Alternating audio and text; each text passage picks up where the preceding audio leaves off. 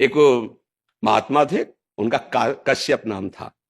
तो तपस्या कर रहे थे एक वृक्ष के नीचे, बहुत दिन कठोर तपस्या। तो एक बगुली वो ऊपर डाल में बैठी थी, उसको तो ज्ञान है, ले हक दिया, वो बीट कर दिया, तो उनके ऊपर ऐसे गिरी। तो उनको बड़ा गुस्सा आया, जब ऐसे किया तो भस्म हो गई।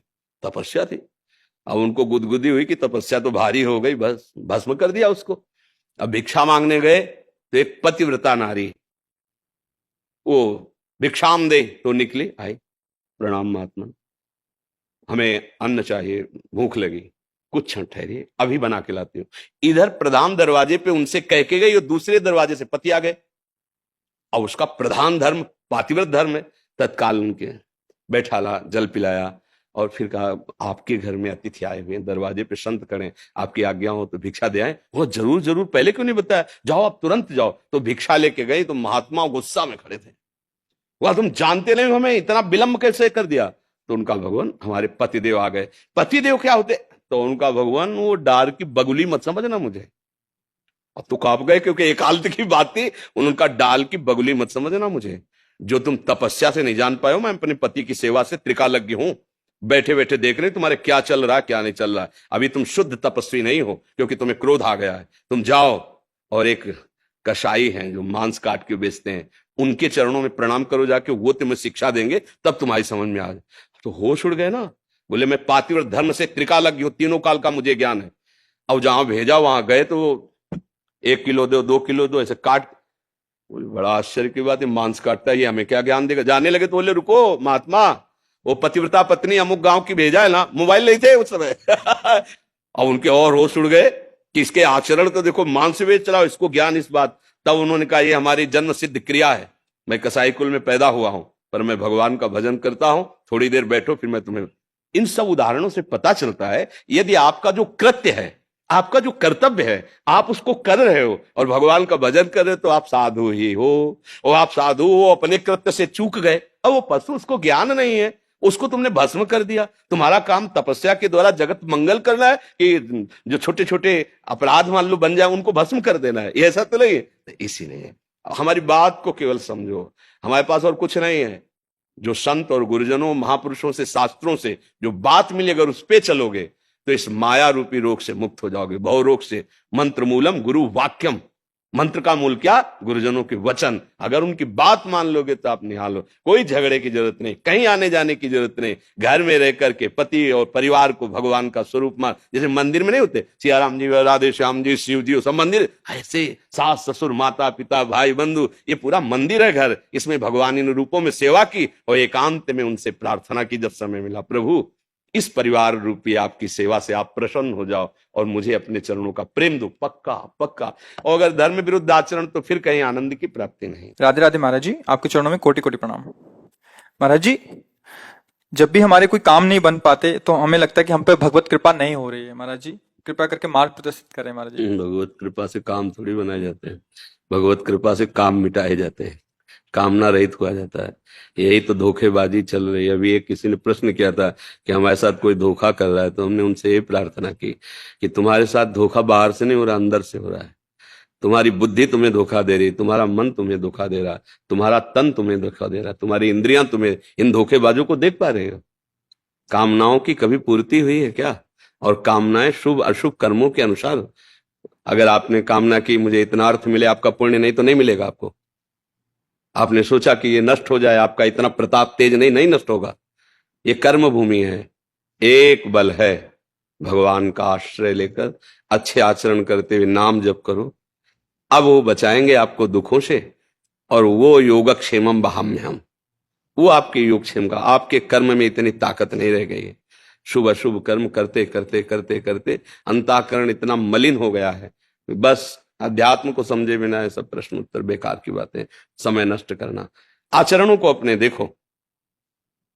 तुम्हें भगवान ने अवसर दिया, मनुष्य शरीर देकर। भगवान ने तुम्हें आदेश किया, तस्मात् शास्त्रम प्रमाणम ते कार्या कार्यो व्यवस्थित। क्या कार्य है और क्या कार्य है, क्या विधि है, क्या निषेध है, क्या करना चाहिए, क्या नहीं करना चाहिए, क्या धर्म है, क्या अधर्म है। ये मनुष्य शरीर से हो सकता है, पशुओं में नहीं लागू होता। आप धर्म पूर्वक चलिए, पूर्वकृत प्रारब्ध को भगवान का बल लेकर सहिए और जैसी स्थिति में भगवान रख रहे हैं वैसी स्थिति में भजन कीजिए, आगे का बहुत बढ़िया हिसाब हो जाएगा। पिछली फसल बहुत बुरी है, भोगना पड़ेगा, चाहे महात्मा हो चाहे गृहस्थ हो, भोगना पड़ेगा। अवश्य में भोक्तव्यम। अखंड बाल ब्रह्मचारी, सत्यवादी, धर्मनिष्ठ भीष्म पितामह 6 महीना बाणों की सैया पे। हम तुम क्या है, ये कर्म बख्शता नहीं किसी को, इसलिए तो चिल्ला चिल्ला कहते होश में रहो, होश में रहो। कामनाओं की पूर्ति, क्या तुम्हारी कामना होगी? यही कामना होगी, शब्द स्पर्श रूप रस गंध, प्रकृति के 5 हैं, यही विविध रूपों में फैलकर जीवों को बांधे हुए हैं। तुम जो बात की कामना कर रहे हो वो किसी को प्राप्त है, वो और कामना कर रहा है।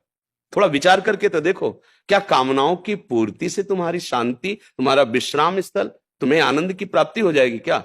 हम सोचते हैं कि 1 लाख मिल जाए तो हमारा काम बन जाएगा, और किसी के पास 100 लाख है लेकिन उसका काम नहीं बना, वो और कामना कर रहा है। किसी के पास 100 करोड़ है, वो उसमें तृप्त नहीं है, वो और, ये क्या चल रहा है माया का लीला? यही बात समझना है। जथा लाभ संतोष सदा, काहू सो कछु न छो। मेरे कर्म के अनुसार मुझे जैसा रखा जाए, पर अब मैं चूकूंगा नहीं, अधर्म आचरण नहीं करूंगा और भगवान का नाम जप करूंगा। जैसी परिस्थिति होगी उसको सहूंगा। हे प्यारे, अब अपना विस्मरण मत कराना, ये बात कर लो, जीत जाओगे, सारी कामनाएं पूर्ण हो जाएंगी। पूर्ण का मतलब शांत हो जाएंगी। अब कछुनाथ न चाहे मोरे, ये हृदय में आए बिना कामना किसी। अब आप देखो कितनी बड़ी बात, देवराजेंद्र पद बहुत बड़ा पद है, त्रिभुवन पति, देवताओं का स्वामी है। एक अप्सरा उतरे तो ऋषि मुनि को भी आकर्षित कर दे, ऐसा इतिहास साक्षी है। और वो देवराजेंद्र गौतम ऋषि के आश्रम में जाता है, भेष बदलता है और गलत आचरण करता है। मतलब समझो, वहां की एक अप्सरा जो उनके अधीन है, वो यहां आती तो ऋषि मुनियों के मन में भी विक्षेप पैदा कर देती है।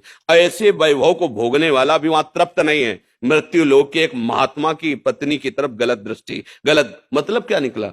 एक जो कथाएं हैं इनका मतलब क्या निकला? बिना भगवान के भजन के आनंद के ये मन शांत होने वाला नहीं। चाहे त्रिभुवन का वैभव मिल जाए तुम्हारे पास, तो बहुत छोटी छोटी वस्तुएं होंगी। हम त्रिभुवन पति की बात कह रहे हैं, जिसके यहाँ की सुंदरियां ऐसी हैं कि अगर उतर जाए यहाँ तो बड़े बड़े महात्माओं के चित्त में क्षोभ पैदा कर देती है, जो जितेंद्री रहे हैं। तो भाई एक बात समझ में आई है, सुखी मीन जिम नीर अगाधा, तिम हर शरण न एको बाधा। भगवान का आश्रय लेकर जैसी परिस्थिति हो, राधा राधा राधा राधा, अब आगे मंगल हो जाएगा। ये हमारी जो आज की समाज नहीं, वो भटक रही है। बिल्कुल ब्रह्म ने ना लिख लेना, तुम्हारा पुण्य का संयोग जुड़ जाए तो तुम्हारा काम बन जाएगा। तो तुम्हें लगेगा कि बाबा जी ने काम बना दिया, वो जादूगर ने काम बना, कोई नहीं, तुम्हारा पुण्य। और जिस दिन तुम्हारा पाप कर्म वर्तमान का और पीछे जुड़ेगा ना, किसी की ताकत नहीं कि रोक ले। दशरथ जी बाण शब्द वेदी मारा श्रवण कुमार के, तो जैसे पुत्र वियोग में वो मरे, ऐसे महाराज हा राम कह के राम जी को याद करते हुए अपने प्राण त्याग दिए, और उन्हीं राम जी की गोद में जटायु प्राण त्याग रहा है। भगवान का सानिध्य उस समय प्रगट में दशरथ जी के पास नहीं हुआ, लेकिन जटायु को भगवान गोद में रखा। बात समझो, क्या कर्म बना? सिया जी के लिए उसने अपने प्राणों की बाजी लगा दी, तो भगवान की गोद में शरीर। चूक हो गई, श्रवण कुमार के बाण लग गया, तो महाराज को तड़प तड़प के वैसे वियोग में तुम भजन कितना करोगे? वो भगवान के बाप बनने का सौभाग्य, बाप जी बने नहीं, दशरथ जी भगवान राम के पिताजी बने नहीं। हमारी बात को समझ लो, अगर आप बुरे कर्म करोगे, कोई नहीं देख रहा, आप देख रहे हो, आपका मन देख रहा है, वही आपको दंड देगा। मन आपको दंड देगा, हर समय जलाता रहता है। जैसे गलती हो गई ना, हर समय जलता रहता है, फिर वही गलती करवाता है, फिर जलता रहता है। फिर जब बार बार ऐसा होता है तब वो सलाह देने लगता है, इससे अच्छा मर जाओ। देखो कहां पहुंचा दिया, महान पाप आत्महत्या करने के लिए प्रेरित कर दिया। हमारी बात को समझ जाओ, इस दुष्ट धोखेबाज मन पर नजर रखो, और नजर रखने की ताकत सत्संग और भजन से मिलती है। साधन को हरि भजन है कै सत्संग साय, तब आप मन पे नजर, और मन पे नजर रख ली, उसको संभाल लिया, तो त्रिभुवन पर विजय प्राप्त कर ली। त्रिभुवन पर जिसने मन को चेला बना लिया वही सच्चा गुरु। जो वीर अपने मन को परास्त कर दिया वही महाबली। नहीं तो कुछ चले प्रवचन करो, वो वहीं गिराएगा। तुम चाहे जितने ऊंचे पद पे बैठो, वहीं गिराएगा जहां उसको गिराना है। मन की तरफ तो देखा ले जा रहा है, दूसरों की तरफ देखा जा रहा है। यही माया है। अपने मन को देखो कहां चल रहा है। कामनाओं से पूर्ति नहीं होती, शांति नहीं होती, कामनाओं के त्याग से शांति होती है।